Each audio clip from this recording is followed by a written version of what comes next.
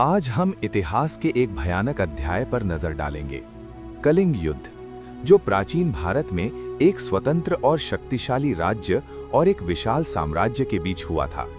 पुराने भारत के पूर्वी तट पर एक ताकतवर और आगे बढ़ी हुई सभ्यता थी, कलिंग इलाका। इसके बंदरगाहों के जरिए वे मलेशिया, जावा और दूसरी जगहों से व्यापार करते थे और उनकी आर्थिक और मिलिट्री ताकत खास तौर पर जानी मानी थी।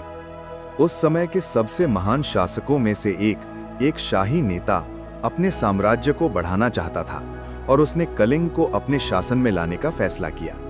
लगभग 261 बीसी में इस बड़े साम्राज्य की सेना ने कलिंग के खिलाफ एक अभियान शुरू किया। दोनों पक्ष बड़ी संख्या और ताकत के साथ युद्ध के मैदान में उतरे।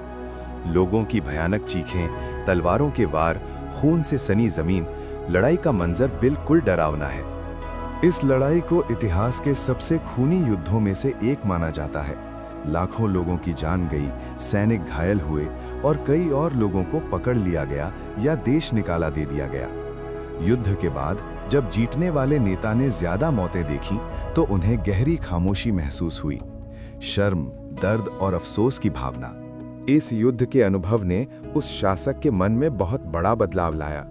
उसने युद्ध वाली नीति छोड़ दी और शांति, अहिंसा और धार्मिक सोच के रास्ते पर चलने लगा। इस्लाम, ज्ञान, शिक्षा और राज्य की नीति बदल गई। इस तरह एक भयानक युद्ध ने अपने विजेता को शांति का प्रतीक बना दिया और ये इतिहास में एक दुर्लभ उदाहरण है। ये पुराने भारत में हुए एक बहुत बड़े और खूनी संघर्ष और इतिहास पर इसके अजीब असर की छोटी सी कहानी थी। आज की कहानी सुनने के लिए धन्यवाद।